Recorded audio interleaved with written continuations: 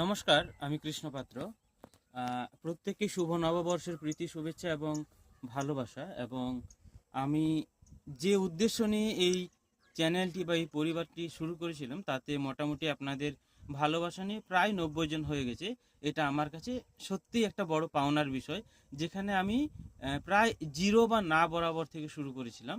হ্যাঁ, এর মাঝখানে কয়েকটা বিষয় নিয়ে আপনাদেরকে বলার আছে। যে বিশ্ব রাজনীতি বাজারে আপনারা প্রত্যেকেই জানেন যে ইরানের সাথে ইসরায়েল এবং আমেরিকার যে যুদ্ধ চলছে, এবং সেখানে শান্তি বার্তা নিয়ে পাকিস্তানে যে ইসলামাবাদ টকের আয়োজন করা হয়েছিল, সেটা এক প্রকার ফেল হয়েছে। কারণ এখানে পাকিস্তানকে এক প্রকার গুরুত্ব দেওয়া হয়নি।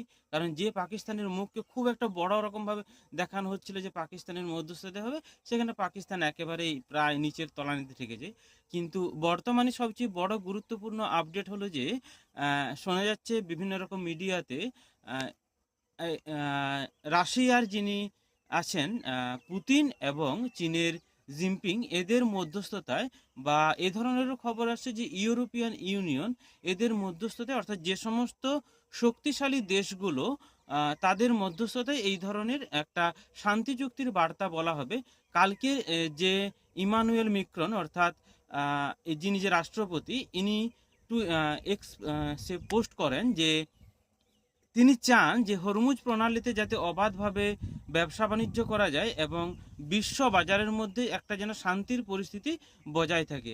সুতরাং আপনারা বুঝতেই পারছেন যে নববর্ষের আহ, সকালে বা নববর্ষের সুপ্রভাতে এই ধরনের খবরগুলো আমাদের বিশ্ব রাজনীতির বাজারে কিন্তু খুব একটা স্বস্তিদায়ক নয়। কারণ হ্যাঁ, আমাদের বাড়ির থেকে এটা হয়তো কয়েক হাজার কিলোমিটার দূরে, কিন্তু তার প্রভাবটা কিন্তু আমাদের ঘরের মধ্যেও পড়ছে। যার একটা বড় কারণ হচ্ছে গ্যাসের জ্বালানি। আপনারা বুঝতেই পারছেন, ধীরে ধীরে যে সমস্ত প্লাস্টিক জাত দ্রব্য আছে, এর দামগুলো খুব বাড়তে থাকবে, অর্থাৎ আমাদের দৈনন্দিন জীবন কিন্তু ক্ষতি হবে। নমস্কার।